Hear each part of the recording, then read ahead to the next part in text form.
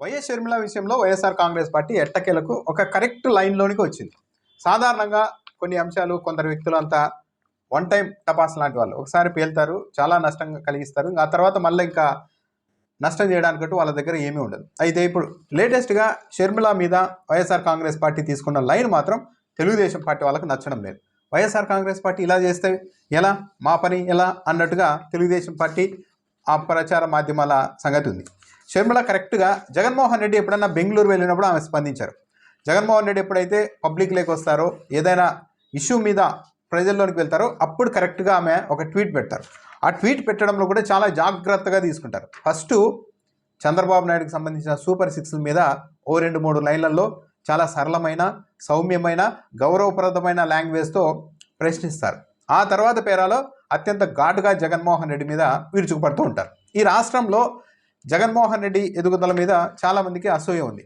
వాళ్ళల్లో ర్యాంకులు ఇస్తే ఈ మధ్య పరిస్థితులను బట్టి చూస్తుంటే, ఆమె స్పందిస్తున్న తీరు బట్టి చూస్తుంటే షర్మిల నెంబర్ 1 ప్లేస్లో ఉంటారా, తన అన్న ఎదగడాన్ని ఆమె జీర్ణించుకోలేకపోతున్నారా అన్న ఒక అభిప్రాయం కూడా కలుగుతుంది. మొన్న జగన్మోహన్ రెడ్డి గుంటూరు రైతుల దగ్గరికి వెళ్ళినప్పుడు ఆ సమయంలో షర్మిల ఒక ట్వీట్ చేశారు. ఆ షర్మిల ట్వీట్ పైన వైసీపీ వాళ్ళు స్పందించడం, ఆ స్పందన పట్ల తెలుగుదేశం పార్టీ మీడియా అసంతృప్తి వ్యక్తం చేయడం కూడా చూద్దాం.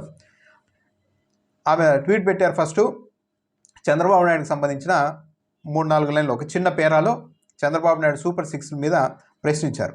సూపర్ 6 అమలు చేయాలి, ఏడాది నుంచి బడ్జెట్లో అయినా కేటాయించండి, మాట నిలబెట్టుకోండి అంటూ చాలా గౌరవప్రదంగానే మాట్లాడారు. నా నెక్స్ట్ పేరా అధికారంలో ఉన్న చంద్రబాబు నాయుడుకి సంబంధించేమో 3-4-5 లైన్లలో పెట్టారు. ఆ తర్వాత తన అన్న ప్రతిపక్షంలో ఉన్న తన అన్న గురించి మాత్రం ఒక పెద్ద పేరాలో ట్వీట్ చేసేశారు ఆయన్ని విమర్శిస్తూ. కూటమి ప్రభుత్వాన్ని నిర్లక్ష్యాన్ని ప్రశ్నించాల్సిన వైసీపీకి అసెంబ్లీకి వెళ్ళే దమ్ము లేదు. ఇగో జగన్మోహన్ రెడ్డిని వైసీపీని విమర్శించాలన్నప్పుడు మాత్రం దమ్ము లేదు, ధైర్యం లేదు, పిరికొల్లు, అవినీతి పరులు, దోపిడీదారులు ఇలాంటి పదాలు అయితే వాడుతూ ఉన్నారు. జగన్మోహన్ రెడ్డి గారికి నేరస్తుల్ని, దౌర్జన్యం చేసిన వాళ్ళని జైలుకి వెళ్ళి పరామర్శించేందుకు సమయం ఉంటుంది, కానీ ప్రజల కోసం అసెంబ్లీకి వెళ్ళేందుకు మాత్రం మొహం చెల్లదు. జగన్మోహన్ రెడ్డి వల్లభనేని వంశీని పరామర్శించడం పైన కూడా ఏం అభ్యంతరం చెప్తున్నారు. అదే అభ్యంతరం అయితే గతంలో వీళ్ళ నాన్నగారు వైఎస్ రాజశేఖర్ రెడ్డి ఒక మర్డర్ కేసులో అరెస్ట్ అయిన గౌరు వెంకటరెడ్డి, ఇప్పుడు ఆ ఫ్యామిలీ మొత్తం టీడీపీలో ఉంది, వాళ్ళని పరామర్శించేందుకు జైలుకి వెళ్ళారు. ఆ సమయంలో కూడా విమర్శలు చేశారు. కానీ ఒక పార్టీ నాయకుడిగా కొన్నిసార్లు వెళ్లాల్సి ఉంటుంది. దాన్ని ఇప్పుడు ఈరోజు జగన్మోహన్ రెడ్డి వెళ్తే మాత్రం ఆమె తప్పుపడుతూ ఉన్నారు. ప్రెస్ మీట్లు పెట్టి పురాణం అంతా చెప్పే తీరిక దొరుకుతుంది, కానీ అసెంబ్లీలో పాలకపక్షాన్ని నిలదీసే ధైర్యం జగన్ గారికి లేదు, మళ్ళీ ధైర్యం లేదు అని అంటున్నారు. జగన్మోహన్ రెడ్డి అసెంబ్లీకి వెళ్తే ఏం జరుగుతుంది, ఏం చేయాలనుకుంటున్నారనే దాని మీద కూడా క్లియర్గా వాళ్ళే చెప్పారు.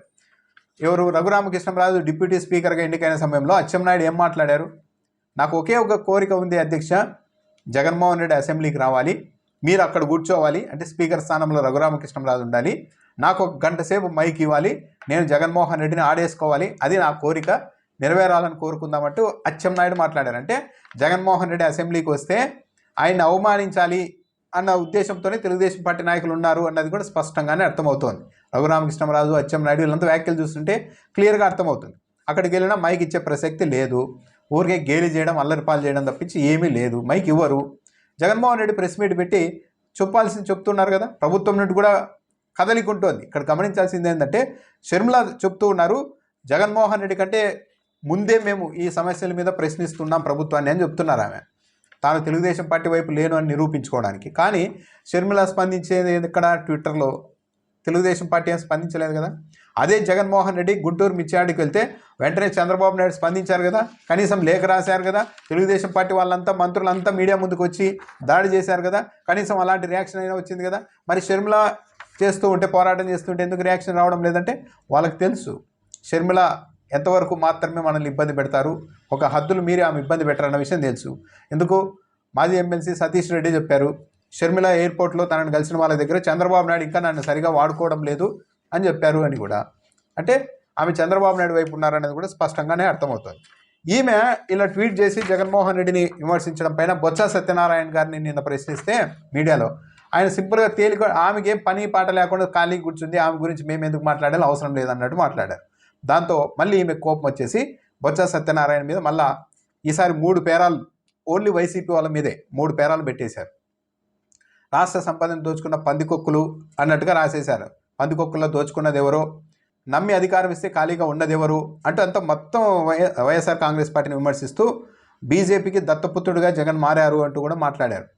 మరి ఈమె చంద్రబాబు నాయుడు వైపు పక్షాన ఉన్నారు కదా, అది అందరికీ తెలుసు కదా, కాంగ్రెస్ వాళ్ళే చెప్తున్నారు.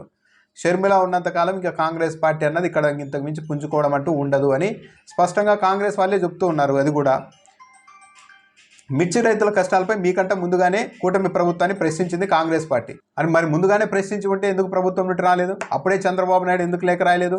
మంత్రులంతా వచ్చి షర్మిలకు వ్యతిరేకంగా ఎందుకు ప్రెస్ మీట్ పెట్టలేదు? అంటే ఈమె మా వైపే అన్నది వాళ్ళకు బాగా తెలుసు. అసెంబ్లీకి వెళ్ళలేకపోతే వెంటనే రాజీనామాలు ప్రకటించండి అంటున్నారు. మరి సూపర్ 6 అమలు చేయలేకపోతే వెంటనే రాజీనామా చేయండి అని చంద్రబాబు నాయుడు గారిని మాత్రం ఈమె డిమాండ్ చేయడం లేదు. ప్రతిపక్షంలో ఉన్న వాళ్ళని మాత్రమే ఆమె దమ్ముందా, ధైర్యం ఉందా, అధికారం ఉందా అని మాట్లాడు. ఇది ఇలా ఉంటే ఆంధ్రజ్యోతి పత్రికలో ఒక స్టోరీ రాశారు. చెల్లి లొల్లితో అన్న పార్టీలో గగ్గోలు అని పెట్టారు హెడ్లైన్. కానీ ఏంటి, వైఎస్ జగన్పై అధికార పార్టీ నేతలు చేసే విమర్శల కంటే జగనన్న వదిలిన బాణం సంధించే ప్రశ్నలు తిరిగి తమ పార్టీ అధినేతకే తగులుతున్నాయంటూ క్యాడర్ ఆవేదన వ్యక్తం చేస్తోంది. కౌంటర్కి ఎన్కౌంటర్ ఇస్తేనే మనం ప్రజల్లో ఉంటామని క్యాడర్ స్పష్టం చేస్తోంది. అంటే షర్మిలకు కౌంటర్కి ఎన్కౌంటర్ ఇస్తేనే మనం ప్రజల్లో ఉంటామని క్యాడర్కు వైఎస్ఆర్సీపీ క్యాడర్ చెప్తోందంట జగన్మోహన్ రెడ్డికి. అది కాదు, ఆమెకు కౌంటర్ ఇస్తే షర్మిల స్క్రీన్ మీద ఉంటారు. ఆమెకు అసలు కౌంటర్ అన్నది ఇవ్వడమే మానేస్తే వైఎస్ఆర్ కాంగ్రెస్ పార్టీ వాళ్ళు ఆమెను పట్టించుకునే వాళ్ళే ఎవరు ఉండరు. ఇప్పుడు తెలుగుదేశం పార్టీ, ఆంధ్రజ్యోతి వీళ్ళ అభిప్రాయం ఏంటి అంటే షర్మిల తిట్టాలి, దానికి యువతల వైపు నుండి 4 తిట్టాలి, అప్పుడు మళ్ళీ ఆమె ఇంకా ఉధృతంగా తిట్టాలి, మధ్యలో మనం డిబేట్లు పెట్టాలి. జగన్మోహన్ రెడ్డిని చూడు సొంత చెల్లెలే తిడుతోంది, అది జగన్మోహన్ రెడ్డి కథ అంటూ మనం మళ్ళీ చలి కాచుకోవాలి. ఇది ఎజెండా. కానీ వైఎస్ఆర్ కాంగ్రెస్ పార్టీ అయితే ఈ మధ్య ఆమె గురించి మాట్లాడడానికి, స్పందించడానికి ఇష్టపడడం లేదు. ఎందుకంటే ఆమె ఇష్టానుసారం ట్వీట్లు పెడుతున్నారు, అనైతికంగా అధర్మంగా పెడుతూ ఉన్నారు. ప్రభుత్వాన్ని మాత్రం 2 లైన్లు ప్రశ్నించేసి ప్రతిపక్షంలో ఉన్న అన్న పార్టీపై మీద మాత్రం ఇష్టానుసారం విడుచుకుపడుతూ ఉన్నారు. ఇది కనిపెట్టేశారు. మనము ఆమె గురించి రియాక్ట్ అయ్యే కొద్దీ ఆమెకు మైలేజ్ పెరుగుతుంది, ఆమె దాన్ని ఎంజాయ్ చేస్తున్నారు. మళ్ళీ మనం ఒక మాట అంటే మళ్ళీ 4 మాటలు అనడం ద్వారా తాను ఒక యాక్టివ్గా ఉన్నాను అనిపించుకోవడానికి, స్క్రీన్ మీద కనిపించడానికి ఆమె ప్రయత్నం చేస్తూ ఉన్నారు, పొలిటికల్ స్క్రీన్ మీద. కాబట్టి ఆమె గురించి మనం పట్టించుకోకుండా ఆమెను అలా వదిలేస్తే ఆమె ట్వీట్లు ఆమె చేసుకొని ఏదో కొంతమంది చూస్తారు, వెళ్ళిపోతుంది అక్కడితో వ్యవహారం అనే దానికి వైఎస్ఆర్ కాంగ్రెస్ పార్టీ వాళ్ళైతే వచ్చినట్టున్నారు. ఇది షర్మిలకు ఇబ్బందికరమైన అంశమే. దాంతోపాటు షర్మిలకు జగన్మోహన్ రెడ్డికి మధ్య వార్ నడుస్తూ ఉంటే ఎంజాయ్ చేసే టీడీపీ వాళ్ళకు కూడా ఈ పరిణామాలు వైసీపీ వాళ్ళు స్పందించకపోవడం అన్నది నిరాశ కలిగించే అంశం. షర్మిల పదే తన అన్నను బీజేపీకి దత్తపుత్రుడు అని అంటూ ఉంటారు. కానీ చంద్రబాబు నాయుడు, జగన్మోహన్ రెడ్డి అయితే ఎప్పుడు నేరుగా బీజేపీతో పొత్తు పెట్టుకున్నది లేదు, సంబంధాలు నడిపింది లేదు. మొన్న బీజేపీ వాళ్ళు కూడా ఒక చేయి వేసి జగన్మోహన్ రెడ్డిని ఏపీలో ఓడించారు. కానీ అలాంటిది బీజేపీకి జగన్మోహన్ రెడ్డి దత్తపుత్రుడు అనే అంటుంటారు. ఇదే చంద్రబాబు నాయుడు రకరకాల పార్టీలతో, కమ్యూనిస్టులతో కొద్ది రోజులు, టీఆర్ఎస్తో కూడా పొత్తు పెట్టుకున్నారు.